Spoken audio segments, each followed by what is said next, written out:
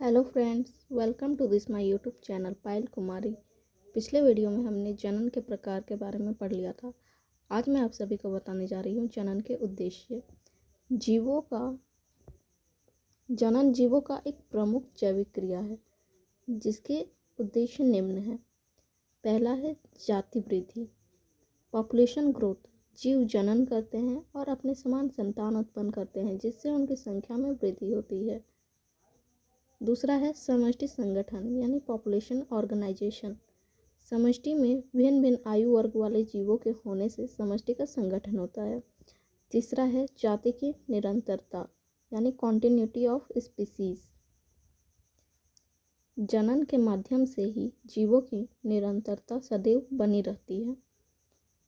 और चौथा है विभिन्नता यानी वेरिएशन। लैंगिक जनन के माध्यम से जीवों में विभिन्नता उत्पन्न होती है और विभिन्नता ही जैव विकास का एक महत्वपूर्ण प्रक्रम है। अब नेक्स्ट टॉपिक है जनन की विधियाँ, मेथड्स ऑफ रिप्रोडक्शन। तो जनन में भाग ले रहे जनकों की संख्या के आधार पर जनन को दो वर्गों में वर्गीकृत किया गया है। पहला है अलैंगिक जनन यानी असेक्सुअल रिप्रोडक्शन। इसे एकल जीव जनन यानी सिंगल इंडिविजुअल रिप्रोडक्शन भी कहते हैं। अलैंगिक जनन में केवल एक ही जनक भाग लेता है, अतः संतानों में केवल एक ही जनक का आनुवंशिक पदार्थ स्थानांतरित होता है। कहने का मतलब है कि इसे सिर्फ एकल जीव जनन कहते हैं क्योंकि इसमें सिर्फ एक ही जीव भाग लेते हैं, या तो मेल या फीमेल। अलैंगिक जनन में केवल एक ही जनक भाग लेते हैं जैसा कि कहा गया है, अतः संतानों में केवल एक ही जनक का आनुवंशिक पदार्थ स्थानांतरित होता है। इसी कारण संतान अपने जनक के बिल्कुल समान होते हैं। उसके आनुवंशिक लक्षण व पदार्थ अपने जनक के समान होता है। इसलिए अलैंगिक जनन से उत्पन्न संततियों को क्लोन कहा जाता है। अलैंगिक जनन अपेक्षाकृत तीव्र गति से होता है। अलैंगिक जनन एक कोशिकीय जीव जैसे मोनेरा व प्रोटिस्टा जगत के जीवों व कुछ सरल बहुकोशिकीय पौधों तथा जंतुओं में होता है। अलैंगिक जनन में एक जीव विभाजित होकर दो जीवों को बनाता है, अतः इनमें कोशिका विभाजन जनन की ही एक क्रियाविधि है। पौधों में अलैंगिक जनन को कायिक जनन यानी वेजिटेटिव रिप्रोडक्शन या कायिक प्रवर्धन यानी कि वेजिटेटिव प्रोपिगेशन कहते हैं। नेक्स्ट टॉपिक है अलैंगिक जनन के लाभ, एडवांटेज ऑफ असेक्सुअल रिप्रोडक्शन। पहला पॉइंट है अलैंगिक जनन तीव्र गति से होता है, अतः कम समय में अधिक संततियाँ उत्पन्न होती है। प्रतिकूल परिस्थितियों को सहने हेतु अलैंगिक जनन पौधों व जंतुओं में क्षमता उत्पन्न करती है। तीसरा पॉइंट है अलैंगिक जनन में एक ही जनक भाग लेता है, अतः जनन की संभावना निश्चित होती है। चौथा पॉइंट है अलैंगिक जनन में युग्मक यानी गैमेट फॉर्मेशन जो होता है, युग्मक निर्माण, निषेचन, भ्रूणीय विकास जैसी प्रक्रियाएं नहीं होती हैं, अतः इन प्रक्रियाओं में लगने वाले समय व ऊर्जा की बचत होती है। जैसा कि लैंगिक जनन में युग्मक निर्माण, निषेचन, भ्रूणीय विकास जैसी प्रक्रियाएं होती है जिसमें समय लगता है, बट अलैंगिक जनन में ऐसी कोई विधि नहीं होती है जिसके कारण इसमें जो समय व ऊर्जा होती है उसकी बचत हो जाती है। अब अलैंगिक जनन से होने वाली हानियों के बारे में पढ़ेंगे। डिसएडवांटेज ऑफ असेक्सुअल रिप्रोडक्शन, जिसे शॉर्ट फॉर्म में AR लिखा गया है। पहला पॉइंट है अलैंगिक जनन में संतानों में केवल एक ही जनक का आनुवंशिक पदार्थ स्थानांतरित होता है, अतः इनमें विभिन्नताएं उत्पन्न नहीं होती।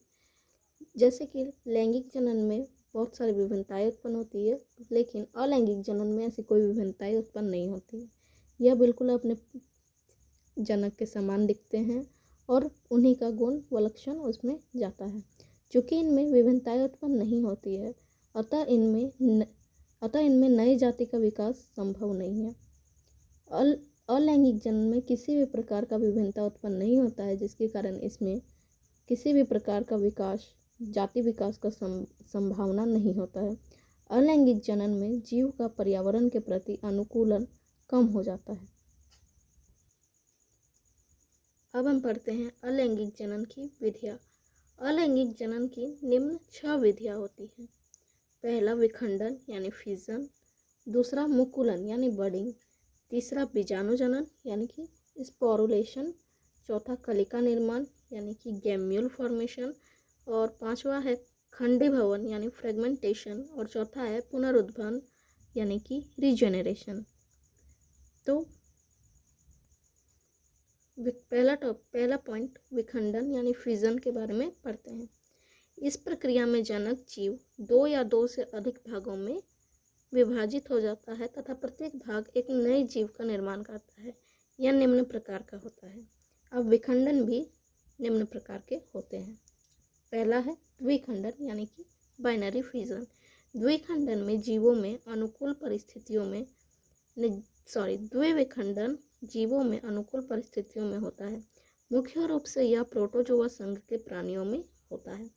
इस प्रकार के विखंडन में जीव का शरीर सूत्रीय विभाजन द्वारा विभाजित होकर 2 समान गुणों वाली संततियों में बढ़ जाती है। इस प्रक्रिया में जनक जीव की प्राकृतिक मृत्यु तो नहीं होती, किंतु पृथक जीवन के रूप में इनका अस्तित्व समाप्त हो जाता है। बाइनरी फिजन में बताया गया है कि अनुकूल परिस्थितियों में यह प्रक्रिया जो है अनुकूल परिस्थितियों में होता है और यह मुख्य रूप से प्रोटोजोआ संघ के प्राणियों में होता है। इस प्रकार के विखंडन में जीव का जो शरीर होता है वो सूत्रीय विभाजन द्वारा, विभाजन का एक रूप होता है, एक प्रकार होता है सूत्रीय विभाजन, असूत्रीय विभाजन।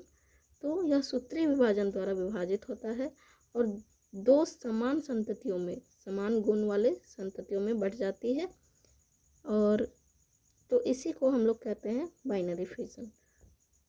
तो बाइनरी फिजन भी निम्न प्रकार का होता है। पहला है सरल द्विविखंडन यानी कि सिंपल बाइनरी फिजन और इरेगुलर बाइनरी फिजन। इसमें विभाजन अनिश्चित प्रकार से होता है। इसमें विभाजन की दिशा निश्चित नहीं होती। उदाहरण अमीबा। इसमें मतलब कि विभाजन जो होता है वो अनिश्चित टाइप से होता है और इसमें जो विभाजन की दिशा भी है वो निश्चित नहीं होती है। जैसे कि अमीबा का आकार निश्चित नहीं होता है और उसके विखंडन की जो प्रक्रिया है वो भी अनिश्चित तरह से होती है। ये देखिए अमीबा का द्विखंडन जो होता है वो इस प्रकार से दिखाया गया है। इसमें संकोचनशील रिक्तिका केंद्रक पाया जाता है और केंद्रक में कॉन्स्ट्रिक्शन यानी केंद्रक में रेप्लिकेशन होता है और फिर यह केंद्रक जो है 2 भागों में बंटकर 2 संतति कोशिकाओं में विभाजित हो जाता है, डॉटर अमीबास में। अब इसी का दूसरा प्रकार है अनुदैर्घ्य विखंडन। सिंपल द्विविखंडन के बारे में हमने पढ़ लिया है। अब हम आते हैं लॉन्गिट्यूडनल बाइनरी फिजन। इस प्रकार का द्विखंडन लंबवत या अनुदैर्घ्य यानी लॉन्गिट्यूडनल एक्सिस में होता है। उदाहरण युग्लिना। युग्लिना में सबसे पहले कशाभिका का विभाजन होता है यानी कि फ्लैजिला का विभाजन होता है और फिर केंद्रक का विभाजन और अंत में संपूर्ण शरीर का विभाजन हो जाता है। कहने का मतलब है कि अमीबा में सबसे पहले उसके फ्लैजिला में होता है विभाजन, फिर उसके केंद्रक यानी न्यूक्लियस में होता है और फिर पूरे शरीर का विभाजन हो जाता है। ये रहा युग्लिना का विभाजन का ड्राइंग। अब इसके तीसरे प्रकार हैं अनुप्रस्थ द्विखंडन, ट्रांसवर्स बाइनरी फिजन। द्विखंडन की प्रक्रिया जिसमें विभाजन की दिशा अनुप्रस्थ हो, अनुप्रस्थ द्विखंडन कहलाता है।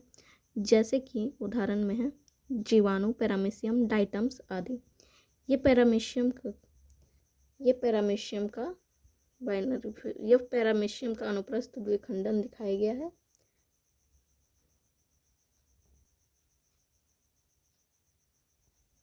अब हम आते हैं विखंडन के दूसरे भाग बहुविखंडन में। हमने द्विखंडन पढ़ लिया और उसके 3 प्रकार भी पढ़ लिए।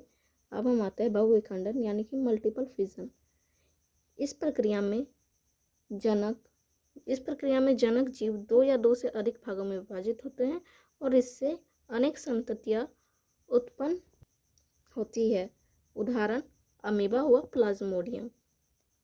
अब नेक्स्ट टॉपिक है अमीबा में बहुविखंडन। अमीबा में बहुविखंडन कैसे होता है? अमीबा में बहुविखंडन प्रतिकूल परिस्थितियों में होता है। इस प्रक्रिया में अमीबा के चारों ओर तीन मोटी पुट्टी भित्ति यानी कि सिस्ट वॉल का निर्माण हो जाता है। यह प्रक्रिया पुट्टी भवन यानी कि इंसिस्टमेंट कहलाती है। अमीबा बहुविखंडन में अनेक छोटे छोटे अमीबी का निर्माण करते हैं, जिन्हें बीजाणु अमीबा या स्यूडोपोडियोस्पोर्स कहते हैं। अनुकूल परिस्थितियां आने पर अमीबा की पुट्टी भित्ति सिस्ट वॉल जो है वो फट जाती है तथा बीजाणु अमीबा से नए अमीबा का निर्माण होता है। ये रहा इसका फिगर। आज का ये वीडियो मैं यहीं एंड करती हूँ और नेक्स्ट वीडियो में हम लोग पढ़ेंगे प्लाज्मोडियम में बहुविखंडन।